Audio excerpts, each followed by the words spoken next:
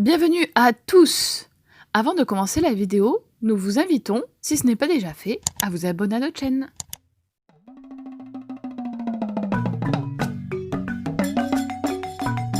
Nous vous invitons à nous suivre dans nos découvertes insolites de cette passionnante et fascinante île qu'est Madagascar. Hello tout le monde! Ici Justine de Madagascar. Aujourd'hui, j'ai envie de vous parler un petit peu de ma vie à Madagascar. Parce que beaucoup s'imaginent que ça se résume à plage, cocotiers, sable fin, soleil toute l'année. Bon, perso, je l'aurais pas résumé comme ça. Hein. Moi, si je devais le résumer en un mot, je dirais délestage. Mais qu'est-ce que le délestage? Parce que moi aussi, c'est un mot que je ne connaissais pas avant, que j'ai appris à Madagascar. Bon, je l'ai appris en 2 jours, hein, ça c'est sûr. En fait, c'est pour résumer, c'est quand on vient à manquer d'une énergie et qu'il faut l'économiser. Alors, comment fait-on pour l'économiser? Eh ben, on coupe! Non mais, c'est une blague là! Ça se passe vraiment comme ça?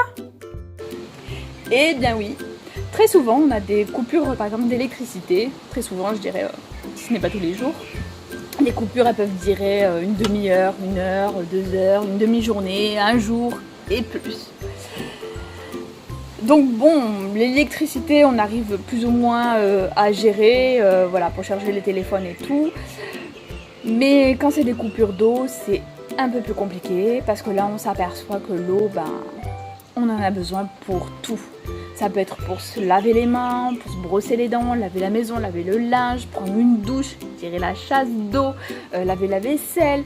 Bref, on en a besoin au quotidien.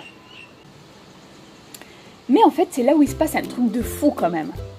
Parce qu'on ne sait jamais quand ces coupures arrivent et on ne sait jamais pour combien de temps. Et là, il se passe quelque chose.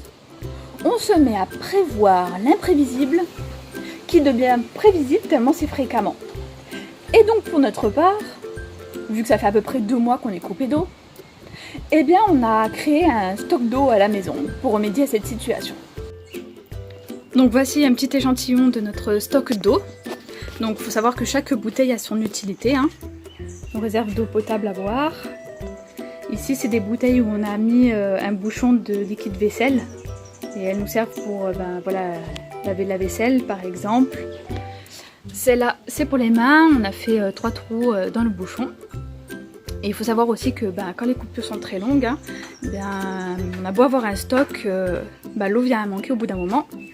Donc par exemple, celle-là, c'est la bouteille de la douche, on a fait un gros trou. Et une bouteille comme ça fait la douche d'une personne. Il faut arriver à se doucher avec une bouteille d'1,5 litre. Mais vous ne trouvez pas ça exceptionnel quand même? Qu'à Mada, on manque d'eau, on manque d'électricité, mais en internet, on a la 5G. Personnellement, j'aurais préféré avoir l'eau à haut débit plutôt que internet à haut débit. Mais bon, c'est comme ça. Et des fois, on a un peu d'eau qui revient. Alors qu'est-ce qu'on fait dans ces cas-là? On arrête tout ce qu'on fait, quelle que soit l'activité, et on remplit tous nos stocks. Comme vous pouvez le voir là d'ailleurs, on tente de remplir une bouteille.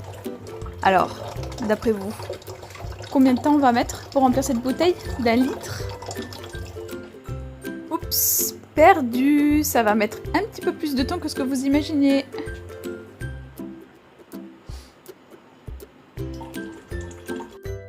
Et des fois, on a de l'eau qu'à certains endroits de la maison. Donc qu'est-ce qu'il faut faire dans ces moments-là? Eh bien, il faut être prêt à s'adapter. On déménage toutes les affaires. Par exemple, ici, on a apporté toute la vaisselle dans la douche, parce que c'est là où il y avait de l'eau. Ou des fois, il faut carrément aller dehors à la pompe.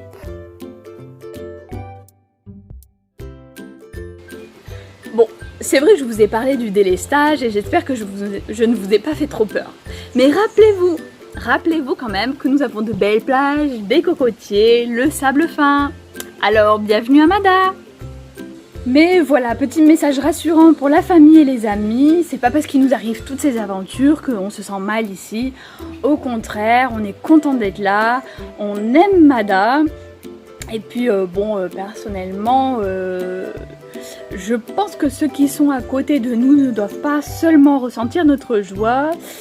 Avec les manques de douche, je pense qu'ils doivent littéralement sentir notre présence. Allez, je vous lance un petit défi pour rigoler. À qui arrivera à se doucher avec seulement 1,5 litre d'eau? J'ai hâte de lire vos commentaires. En attendant, à bientôt les amis!